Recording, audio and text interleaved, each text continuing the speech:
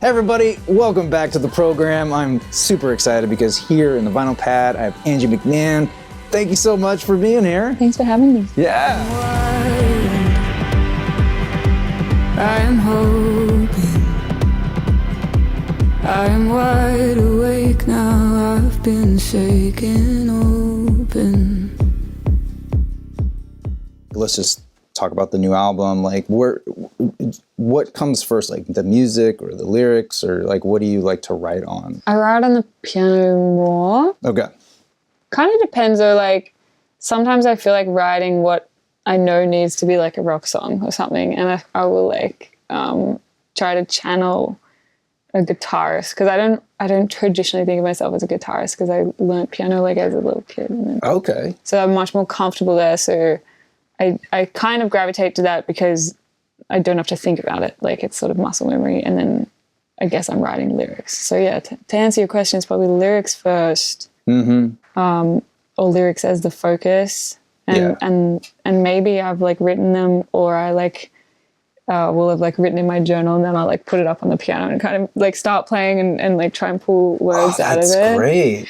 I don't know if it's a weird process, but I like that. Yeah, it sometimes it works, and then sometimes I find that like in my journaling, I try to make it more poetic or something. Yeah. Or like give it a little bit of structure, knowing that I'm going to be trying to read it at the piano later on. Maybe. Oh, cool. Okay. But give yourself a gift a little bit. Yeah, just like make anything to make it easier for myself. Sometimes it's just like voice memos on voice memos of like trying to get something started with the guitar or something. But yeah, I was just noticing the Nebraska that you've got on the wall, but that's something that I try and do sometimes, is actually pretend that I'm inside like a Springsteen album and like channeling.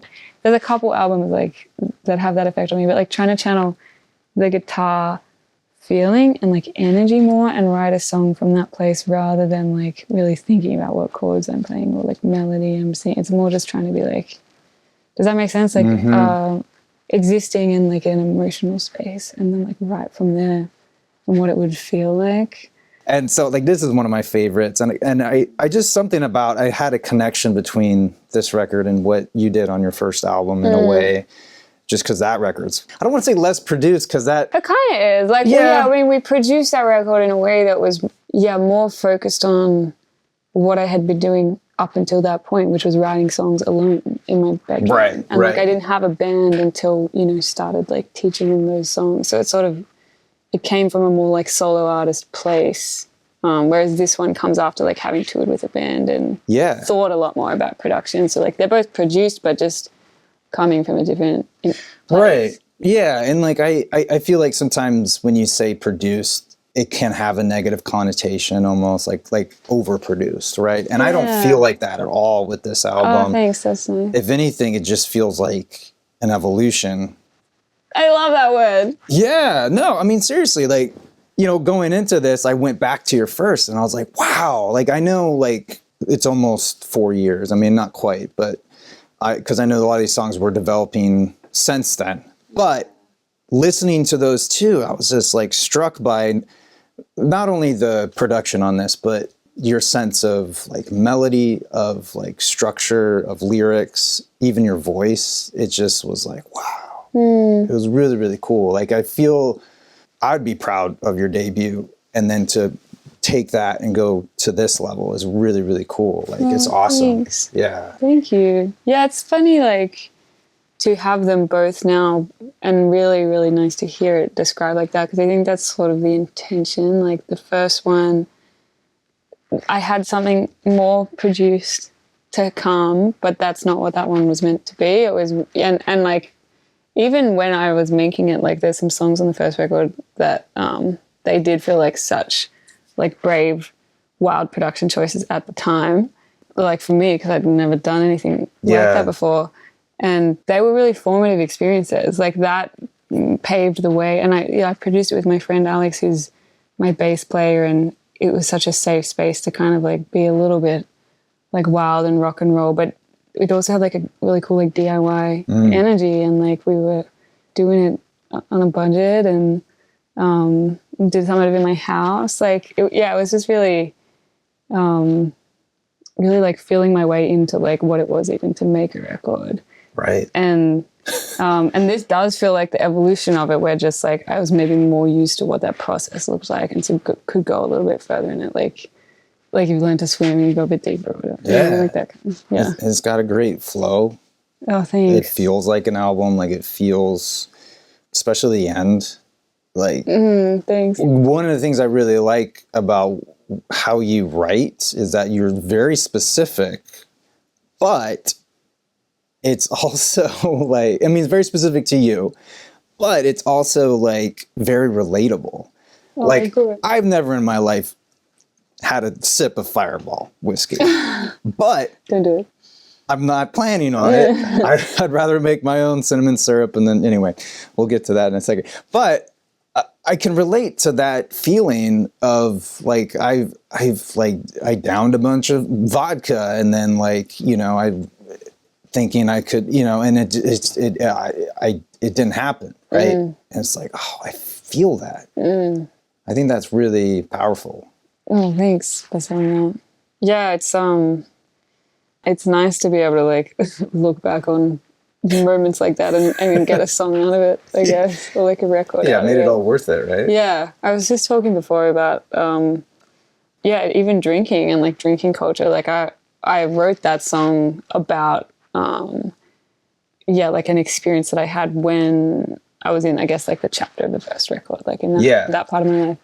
And even Fireball, like that was a really big part of our touring chapter. Like we have free booze everywhere we play, and we had a really nice little ritual as a band to do a shot of Fireball before every show, and like it was just like a fun thing that we did. And then I mean, I don't drink Fireball now. I cannot stomach it, but also I don't drink much now at all. And it's like, it's funny to look back on it and how like related alcohol and like the music world have been. And like sometimes that's been fun, but you know, like I guess when we had that taken away, like the ability to play for a while, like you're really taken away, and I was looking forward at like being able to, you know, like be here, like travel again and play shows again. I think I wanted to set the intention to just like really not make it about that and try and value the other things that I could. We had a show once where we had like bottles of whiskey on stage. It was actually really cool, but I wouldn't take advantage of it now, but then I did. It was probably the drunkest I've ever been on stage at this festival in Germany, and they had upside down bottles, like if you're at a bar on the stage. And so if you want, like during the set, when you played an hour set, you could just like go over to the tap and like push the thing and like pour yourself a shot and like do it on the stage. And like, I don't know, it's just like crazy to me now. I'm like, what the fuck was that? Yeah. Anyway. Yeah, if it's there, you're going to be tempted. But yeah, for me, it's a little bit scary to know that I was like relying on it. You know, that like if you want to keep doing the job that you've been like dreaming about forever, then you need to have a whiskey with you on stage and a glass of wine afterwards. And like, then we stopped playing shows. I looked back on it and I was just like, I don't want that. So, booze-free touring. Yeah, that's smart. I mean, there's a payoff where like I could end up saying something on stage that I'd rather not have said, you know, beat myself up for it. I mean, I try not to take it too seriously, but like in some respects, I do take it really seriously to be able to be on a platform. So if I'm acting like a dickhead and just like talking my mouth off, then I'm going to regret it later on. I'll probably be pretty hard on myself. Oh, one of the things I loved was it. I'm sorry, I'm bad with the titles right now of the songs, but don't worry about it. It's one of the singles that's out right now, the more rocker one, Letting Go. Letting Go. Yeah. Like when I first put your record on, the end of, I don't know what you call that, the outro, but just that repeating mantra is just like really hit home for me because I had just done therapy. My therapist is like, you know, Eric, it's not about being right. There is no right. You know, it's okay. And I'm so hard on myself. So thank you for making that song because that's one of my favorites right now. So thank you. That means a lot. Thanks. Yeah, it's quite a simple idea, but that's been the message that I've got back is that like we all kind of need it a bit. I need it. Like I'm a massive perfectionist. I didn't realize that about myself because I'm kind of like grungy and scrappy, but like actually I get quite stressed about doing something the wrong way and there's a song on the record called I'm Already Enough, and it was born out of me like just screaming that to myself, trying to like pound the idea into my subconscious. And and I don't know, that just became like so important for me to be making art about that, because I really am still trying to learn those like lessons and like teach them to my, brain. Right. Our own worst enemy. But we're enough, Yeah. And we forget, and we're real hard on ourselves. And I don't know, I've started to believe that that's the root of a lot of, or like a real sickness that like a lot of us have that affects a whole lot of stuff. Right. Oh, totally. One thing I love about your website is the affirmations. Oh, cool. That's really cool. Yeah, that's nice. I think I became a person, I used to think this stuff was just like, maybe not like super lame, but like too lame for me to like talk about or like ignore. Now I'm just like, this helped me so much, so I tell anyone who like doesn't even ask, I just spit it out. But I would like stick Post-it notes all over my house of like those affirmations that I need to hear, and like say them to myself in the mirror, and it's really powerful. I think our inner child or whatever, like our nervous system gets a lot from that, and it's kind of a thing that I wish was pushed more on us, affirm yourself. Right. I mean, what's the alternative? You beat yourself up. So why put that negative energy out there? Right. Another favorite song of mine. I mean, I love the opener, but Fish. Oh, that's one of my favorites too. Oh my gosh. It's a hard one to do live, and it's one of those ones that I wrote it in COVID. I wrote it at my computer without thinking how it would be live. But actually there's a really loud bit at the end, like singing. It's like, it's really hard to do. And there's a couple moments on the record like that. And so I sort of had to like limit how much of that I would put in like one set. But Fish is, it's probably one of my favorite ones on the record. It was one of the first ones that I wrote for the record, and it just kind of made everything make sense. And there's number 3 on the album, which is like my secret. Everyone has like, or maybe you don't have this, but like a favorite song on a record, like the number, where you're always like, I always really love like number 4 on the album or something. Do you have that? I never thought in those terms. Yeah, that's interesting. I think maybe it was more of a thing when I was a kid, but it probably has to do with like whatever my favorite records were when I was a kid. Like song number 3 was always like a moment. And so I made Fish like my personal little like number 3 moment on the record. There's that film High Fidelity, and he talks about making a mixtape, and it's like you gotta start off with a bang and then bring it down. Exactly. And then like the third song is the one. Yeah, that's what I immediately thought of when you said the totally. third. Yeah. I really love that. Like I helped a friend recently. There's this artist called Hannah Cameron. You should check her out. She's an Australian songwriter, and I helped her put together her album track listing. I had so much fun with it because I was just like, oh, this is so like, it's just curating like a playlist of emotions and stuff, and it's a fun it's like a puzzle. Your voice is incredible, by the way. Thank you. That's very kind. It is. I mean, I've tried to sing. I don't got them pipes, so like. Really, you have the energy of like you could sing. I was in a band. There was a moment in time. I played guitar, but yeah, it just it seems like it's so effortless. I know it's not. I know you've trained for it, but can you go a little bit into like you, because you said you started playing piano at a young age. Like how young are we talking? I think I was like 4. Wow. Yeah. Okay. Really badly, obviously. Barely can talk. Yeah, I think singing like came through that probably. I don't know if you're familiar with Missy Higgins. She's an Australian songwriter who, like a cultural moment for like many a young woman in Australia and like queer people.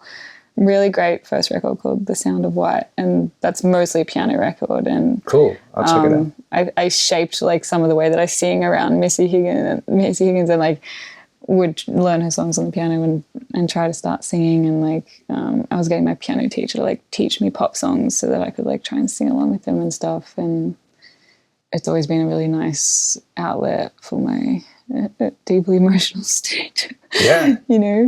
Yeah. I mean,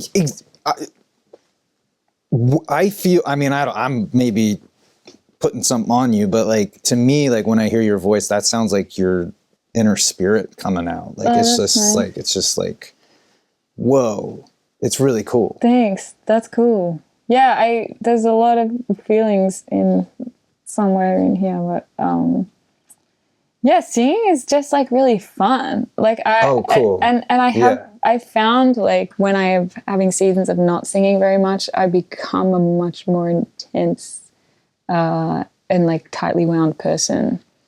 And the more that I learn about like different types of meditation, for example, like kind of chanting and like vagal tone, all these things that are connected to like, releasing emotion and the way that we like process emotion. I'm starting to learn a little bit about the science behind what it is to like release feeling through your vocal cords. But I mean, I didn't know that when I was growing up. It was just kind of like, I want to make noise. And it was just natural for you. Yeah, but it's really fun.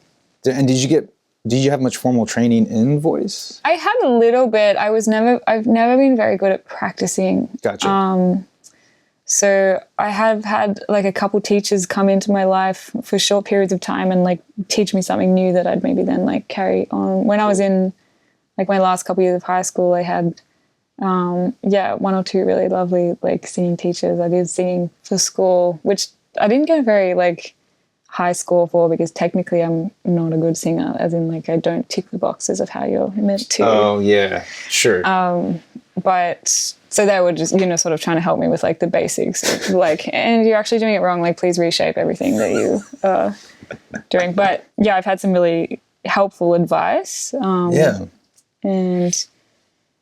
just like I've been lucky enough to learn bits and pieces from people who are really smart about singing. But I still have a lot to learn because I tend to lose my voice if I go too hard, and like some of the choices that I make when I'm singing live are like a little bit too gritty, a little bit too loud, and then it's really just yelling.